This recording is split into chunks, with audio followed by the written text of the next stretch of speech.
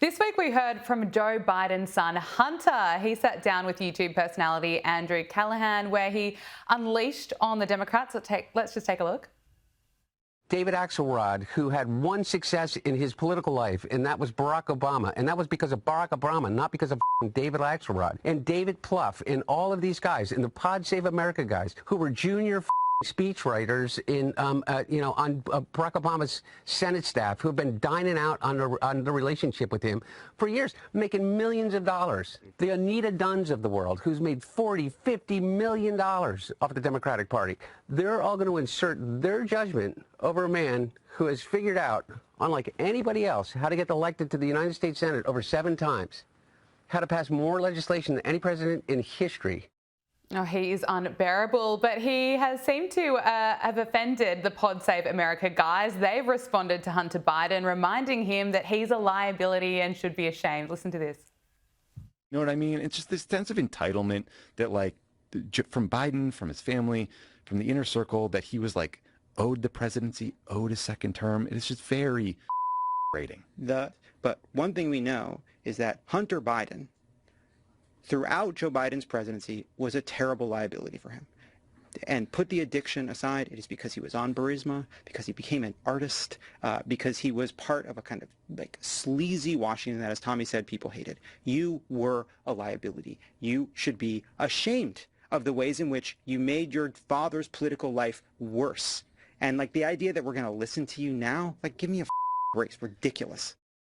But in a sign of just how desperate the Democrats are, The Atlantic has put out a piece claiming that Hunter Biden's recent interview unveiled a straightforward, pummeling aggression that the Democrat Party has been missing. So are the Democrats actually considering making Hunter Biden the face of the party? These people need help.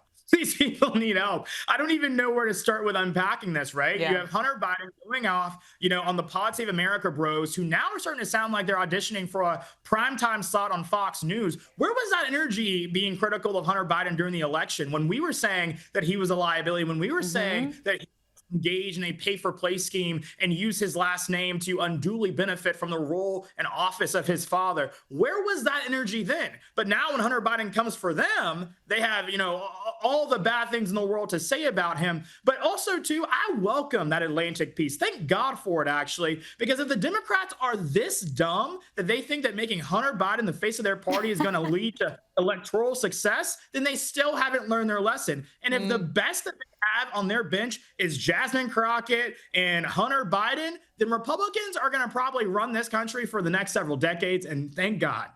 Yeah, well, look, either Hunter Biden or Zohran Mamdani, which was suggested on MSNBC. Do you have some free advice for the Democrats? Because it seems as though their party and its brand is just going from bad to worse.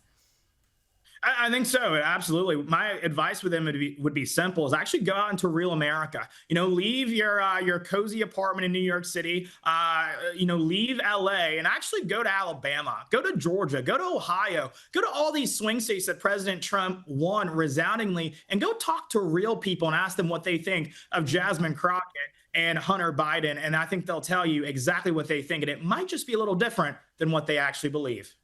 CJ Pearson, RNC Youth Advisory Council co-chair, thank you so much for joining us on Power Hour. Brilliant to speak with you. Thanks for having me.